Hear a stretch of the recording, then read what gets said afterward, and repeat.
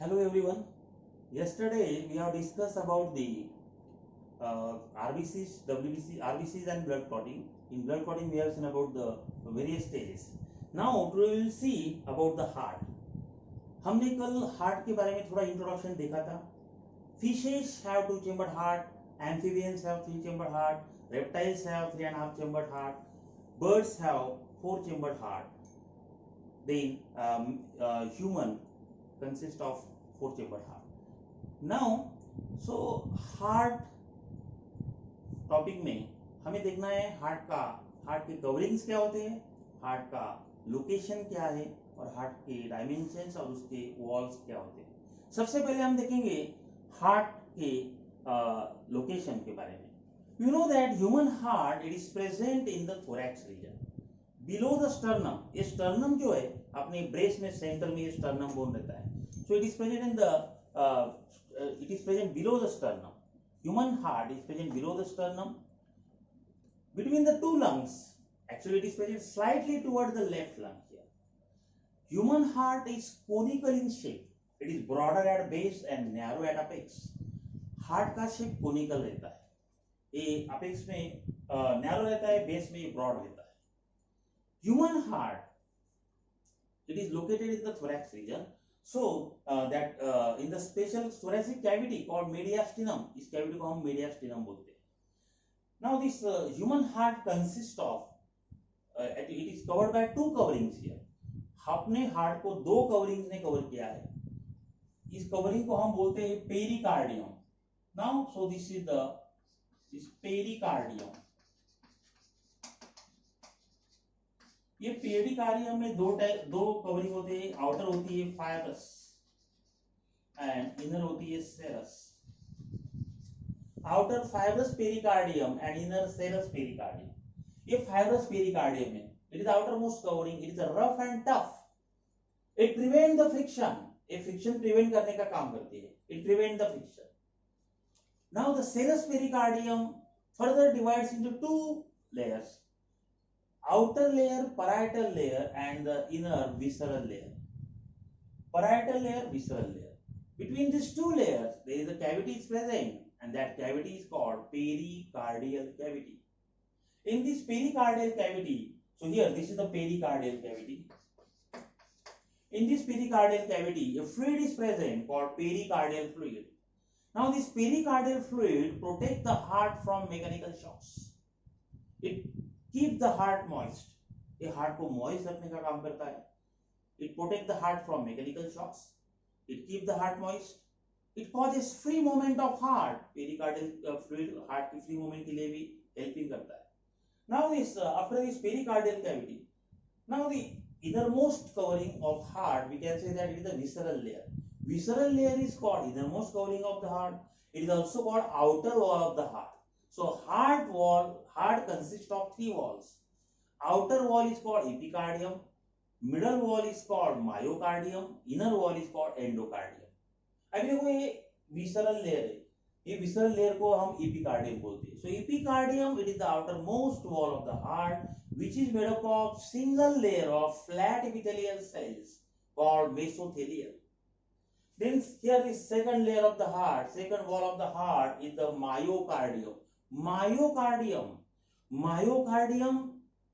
it is the middle wall of the heart. It is made up of cardiac muscles. You know that cardiac muscles undergo rhythmic contraction and relaxation, and so it is very important for heartbeat. Then the innermost layer of the heart, innermost wall of the heart is endocardium. Endocardium is the innermost wall which is present in the inner lining of the cavities of the heart. It is also made up of single layer of squamous epithelial cells called endothelium. ये single layer of squamous epithelial cells से बने होते हैं, उसको हम बोलते हैं endothelium. तो इस तरह से हार्ट की कवरिंग के बारे में, हार्ट के लोकेशन के बारे में हमने ये स्टडी किया. तो हार्ट की कवरिंग दो है, pericardium, two pericardium, outer fibrous pericardium, inner serous pericardium. Serous pericardium के और दो लेयर देखे, उसमें आउटर पैराइटल, इनर विसरल, और फिर विसरल लेयर के अंदर हार्ट की वॉल शुरू होती है. हार्ट के आउटर मोस्ट वॉल एपिकार्डियम जो विसरल लेयर को अडेयर करती है, बाद में मायोकार्डियम जो कार्डियक मसल से बनी होती है, और उसके अंदर होता है endocardium which is a single layer of flat epithelial cells which form the inner lining of the cavity of the heart. Now after the wall of heart, now we will see about the dimensions of the heart. Heart, human heart is about 12 centimeter in length, 9 centimeter wide and about 6 centimeter in thickness. Human heart is about 300 gram in weight in the males. In females it is about 250 to 275 grams. So the weight of heart is about 300 gram in males to 250 gram in females.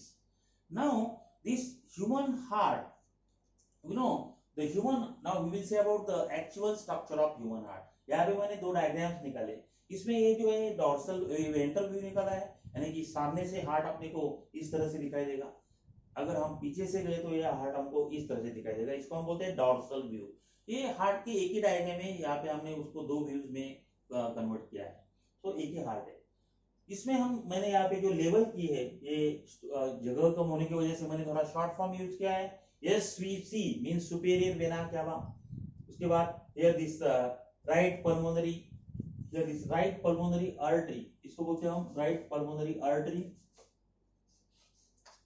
Then इसको हम बोलते हैं systemic aorta, इसको हम बोलते हैं left pulmonary artery. ये दोनों इसको बोलते हैं left pulmonary vein, left auricles. तो ये शॉर्ट फॉर्म में मैंने लिखे, आपको ये लर्न हो जाएंगे. तो हम शुरू करते हैं external structure of heart. Human heart consist of 4 chambers, 2 auricles and 2 ventricles. Auricles are receiving chambers while ventricles are forcing chambers. Auricles blood receive करते हैं और वेंट्रिकल्स ब्लड को आउटसाइड द बॉडी फोर्स करते हैं. Auricles are receiving chamber. From these two auricles, right auricle is larger than left auricle, and left ventricle is larger than right ventricle. इसमें right auricle बड़ा है और ventricle में left ventricle बड़ा है. ऐसा क्यों है? Right auricle larger क्यों है? Because in right auricle two large vena cava, superior vena cava and inferior vena cava, and again one coronary sinus, they open into the right auricle, and so it is larger. Left auricle smaller क्यों है? क्योंकि left auricle में सिर्फ ये 4 pulmonary vein, देखो ये दो left pulmonary, ये दो जो है ये राइट पल्मोनरी वेन्स हैं और ये दो लेफ्ट पल्मोनरी वेन्स है. ये 4 पल्मोनरी वेन्स जो है ये लेफ्ट ऑरिकल में ओपन होते हैं. अभी आप सोचेंगे कैसे? ये पीछे से जाके इसमें ओपन होते हैं. देखो यहाँ पे मैंने दिखाया है, ये डॉर्सल व्यू में ये 4 पल्मोनरी वेन्स लेफ्ट ऑरिकल में ओपन होती है. सो right auricle is larger than left auricle while right ventricle is smaller and left ventricle is larger. right ventricle smaller क्यों है? because right ventricle सिर्फ lungs को blood supply करता है. देखो अभी ये pulmonary trunk जो है, ये pulmonary trunk का डायरेक्शन जो है ये right ventricle की तरफ है. from right ventricle pulmonary trunk originate. This pulmonary trunk divides into right pulmonary artery and left pulmonary artery. ये जो राइट पल्मोनरी आर्टरी है, right pulmonary artery provide deoxygenated blood to the right lung. ये left pulmonary artery provide deoxygenated blood to the left lung. तो right ventricle में blood जो रहता है वो वेंट्रिकल का कॉन्ट्रैक्शन जब होता है तब पल्मोनरी ट्रंक में जाएगा. इसको बोलते हैं हम पल्मोनरी एओर्टा. पल्मोनरी ट्रंक से blood right and left pulmonary artery में एंट्री करेगा और बाद में वो राइट और लेफ्ट लंग की तरफ जाएगा. अभी लंग्स में क्या होता है? लंग्स में ये ब्लड में जो CO2 होता है, CO2 लंग्स में दिया जाता है. एंड ड्यूरिंग इंस्पायरेशन, जो हम इंस्पायरेशन के बाद ऑक्सीजन लेते हैं वो ऑक्सीजन ब्लड में मिक्स हो जाता है. आपको पता है मैंने आरबीसी का function, RBC haemoglobin they attraction with oxygen. तो ये ब्लड ऑक्सीजनेटेड हो जाता है लंग्स में और बाद में एक लंग से 2 पल्मोनरी वेन्स निकलते हैं. देखो अभी ये right pulmonary veins originate from 2 right pulmonary veins originate from right lung and 2 left pulmonary veins originate from left lung. ये 4 pulmonary veins left auricle में ओपन होती है. देखो अभी यहाँ पे लिखा है 4 pulmonary veins open into the left auricle. So left auricle में left part में oxygenated blood आएगा. Now this blood from left auricle enter into the left ventricle. अभी ये लेफ्ट वेंट्रिकल के बारे में देखा जाए तो लेफ्ट वेंट्रिकल में से कौन ओरिजिनेट होता है? From left ventricle systemic aorta originate. देखो ये सिस्टेमिक एओर्टा, इसकी डायरेक्शन है ये left ventricle. from left ventricle systemic aorta originate. Now this systemic aorta divides into anterior branches and posterior branch. अभी देखो ये हार्ट मेरा यहाँ पे, तो यहाँ पे समझो ये सिस्टेमिक aorta है, तो उसके ऊपर मुझको पूरा हेड रीजन है, शोल्डर रीजन है, ये सबको ब्लड, ऑक्सीजनेटेड ब्लड का सप्लाई करने का काम ये ब्रांचेस करेंगे. और इसकी एक ब्रांच नीचे जाती है, इसको हम बोलते हैं डॉर्सल एओर्टा. डॉर्सल एओर्टा अपने हार्ट के नीचे जितने ऑर्गन है, अपना स्टमक है, इंटेस्टाइन है, किडनीज है, लेग रीजन है, रिप्रोडक्टिव ऑर्गन्स है, ये सबको ब्लड सप्लाई करने का काम डॉर्सल एओर्टा करेगा. मींस और posterior part, that means the oxygenated blood is provided to the posterior part of the body through the branches of this dorsal aorta. Now, so this dorsal aorta means systemic aorta originates from left ventricle and it divides into anterior and posterior branches. Now, यहाँ पे हम देख सकते हैं coronary artery. Coronary artery originate from systemic aorta. अभी coronary artery systemic aorta से ही originate क्यों होती है? Because systemic aorta contain oxygenated blood, and you know coronary artery provide oxygenated blood to the heart muscle. अपने heart muscle को जब तक energy है तब तक अपना हार्ट काम करेगा, और हार्ट मसल को एनर्जी के लिए क्या चाहिए? ऑक्सीजन चाहिए, न्यूट्रिएंट चाहिए. इसलिए हार्ट मसल को ब्लड सप्लाई करने का काम कोरोनरी आर्टरी करती है. कोरोनरी आर्टरी के राइट ब्रांच है, लेफ्ट ब्रांच है, ये ब्रांचेस हार्ट के राइट एंड लेफ्ट पार्ट को ब्लड सप्लाई करेगी हार्ट मसल के, और फिर हार्ट मसल से ही अपना कॉन्ट्रैक्शन और रिलैक्सेशन प्रोसेस चलता है. So this coronary artery originate from systemic aorta and the branches of coronary artery provide oxygenated blood to the heart muscles. Now the coronary veins, जैसे coronary artery heart muscle को oxygenated blood supply करती है, वैसे ही heart muscle में जो carbon dioxide है, यानी कि जो डीऑक्सीडेटेड ब्लड है, वो ब्लड कलेक्ट करने का काम कोरोनरी वेन्स करते हैं. ये जो कोरोनरी वेन्स क्या फॉर्म करते हैं? Coronary sinus. देखो coronary sinus, and this coronary sinus later on open into the right auricle. तो राइट ऑरिकल में जो ब्लड जाएगा वो डीऑक्सीडेटेड ब्लड जाएगा. तो देखो अपने एंटीरियर पार्ट से सुपीरियर वेना क्या हुआ, ये देखो सुपीरियर वेना क्या हुआ. सुपीरियर वेना क्या हुआ? Collect the blood from anterior part of the body. Inferior vena क्या हुआ? Collect the blood from inferior vena cava collect the blood from posterior part of the body, and coronary sinus collect the blood from heart muscle. All these three vena cava open into right auricle. Means in right auricle deoxygenated blood is collected. In left auricle 4 pulmonary veins bring oxygenated blood. So in left auricle oxygenated blood is collected. So right part में deoxygenated blood रहता है, left part में oxygenated blood रहता है, and then the blood from pulmonary trunk, left और right ventricle से blood pulmonary trunk और pulmonary aorta में जाएगा, और फिर pulmonary aorta से ये pulmonary arteries में जाएगा, और फिर बाद में lungs की तरफ जाएगा. lungs से pulmonary veins blood को left atrium में लाएंगे, left atrium से blood left ventricle में जाएगा, left ventricle से blood systemic aorta में जाएगा, और systemic aorta के जो branches रहते हैं ये अपनी बॉडी के एंटीरियर एंड पोस्टीरियर पार्ट को ब्लड सप्लाई करने का काम करते हैं. तो इस तरह से अगर देखा जाए तो अपने हार्ट में डबल सर्कुलेशन होता है. अभी actually double circulation means what? Systemic circulation and pulmonary circulation. Systemic circulation means what?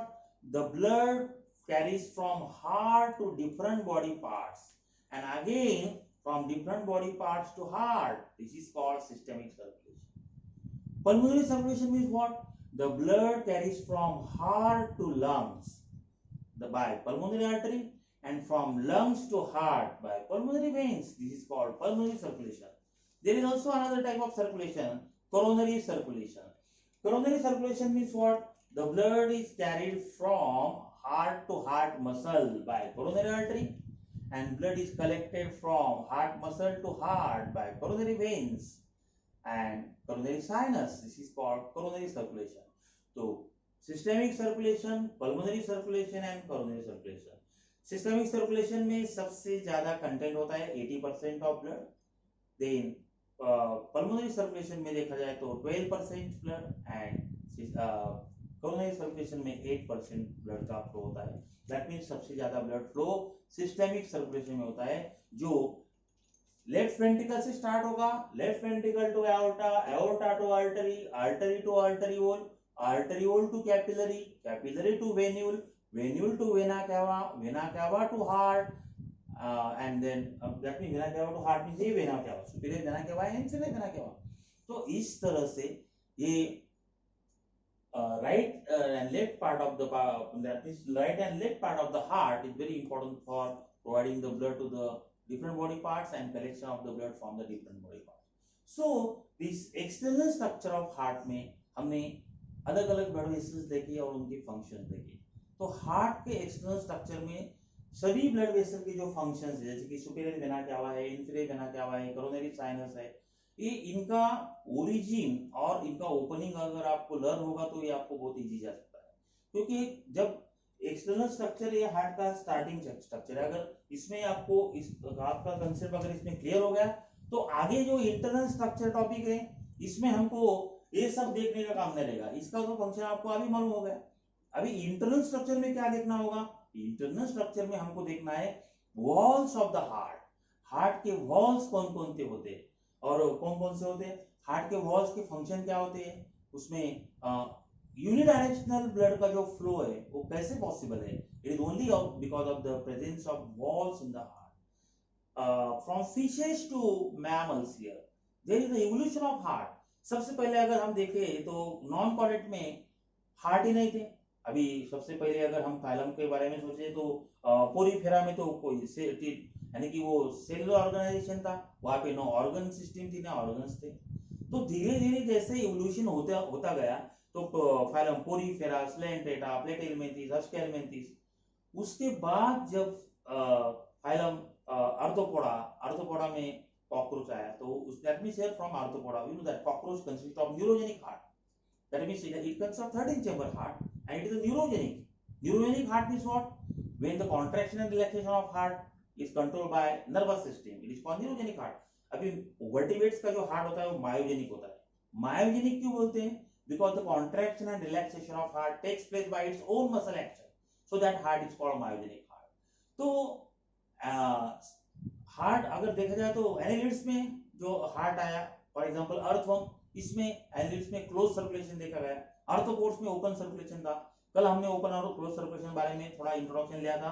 Open circulation में blood is directly contact with the cells, close circulation में blood is never contact with the cells. Open circulation में venules capillaries absent रहते हैं, close circulation में because of the presence of venules and capillaries blood is never contact with the cells. Only oxygen and nutrients are provided to the cell. यहाँ पे सिर्फ oxygen और nutrient sales को provide किए जाते हैं. तो जैसे जैसे इवोल्यूशन होता गया, 2 chambered heart, fishes, venous heart, 3 chambered heart, amphibians, mixed heart, then 4 chambered heart, reptiles. अभी क्रोकोडाइल एंड एलिगेटर ऐसे रेप्टाइल्स है इसमें कंप्लीटली 4 चेम्बर हार्ट है, लेकिन बाकी जो रेप्टाइल्स है इनमें इनकम्प्लीटली डिवाइडेड 4 चेम्बर हार्ट है, यानी कि इनमें वेंट्रिकल्स का सेपरेशन नहीं है. बाद में एव्स मींस बर्ड्स आए, बर्ड्स में 4 चेम्बर हार्ट है. उसके बाद जैसे जैसे हार्ट का इवोल्यूशन होता गया, अभी फ्रॉग के हार्ट के बारे में अगर देखा जाए, in frog's heart, so the dorsal part of the heart of the frog it is totally covered by sinus venosus. Sinus venosus it is a triangular structure which is made up of 2 precaval and 1 postcaval. अभी precaval और postcaval क्या होता है, यहाँ पे देखो, इसको हम सुपीरियर वेना कैवा को हम प्री-कैवल बोल सकते हैं, इंफीरियर वेना कैवा को हम पोस्ट-कैवल बोल सकते हैं. तो वैसे फ्रॉग में जो साइनस वेनोसिस था उसमें 2 प्री-कैवल्स एंड 1 पोस्ट-कैवल. ह्यूमन में एक ही सुपीरियर वेना कैवा है, एक ही इंफीरियर. जैसे जैसे इवोल्यूशन होता गया वैसे मॉडिफिकेशन आता गया और फिर ये साइनस वेनोसिस जो है ये फ्रॉग में ही, फिशेस और एम्फीबियंस में ही था. बाद में रेप्टाइल्स आए तो रेप्टाइल्स के एम्ब्रियोनिक स्टेज में साइनस वेनोसिस रहता है, लेकिन बाद में एडल्ट कंडीशन में साइनस वेनोसिस नहीं रहता. तो फिर इनमें क्या रहता है, जो फंक्शन एम्फीबियंस फिशेस में साइनस वेनोसिस करते हैं वो फंक्शन मैमल्स में कौन करता है? ये फंक्शन मैमल्स में एसए नोड करता है. SA node means sino auricular node. तो ये साइनो ऑरिकुलर नोड जो है, ये sino auricular node it is very important for initiation of heart beat. Heart beat की इनिशिएशन के लिए साइनो ऑरिकुलर नोड बहुत इंपॉर्टेंट होता है. So this sino auricular node it is very important for initiation. तो इस एक्सटर्नल स्ट्रक्चर के बारे में हमने देखा. Tomorrow will see about the external internal structure of the heart. So ये अच्छी तरह से इसके पहले टॉपिक आप लोग देखिए, उसको लर्न कीजिए. जिन्होंने सब्सक्राइब नहीं किया वो सब्सक्राइब कीजिए, लाइक कीजिए. Okay, we will see tomorrow.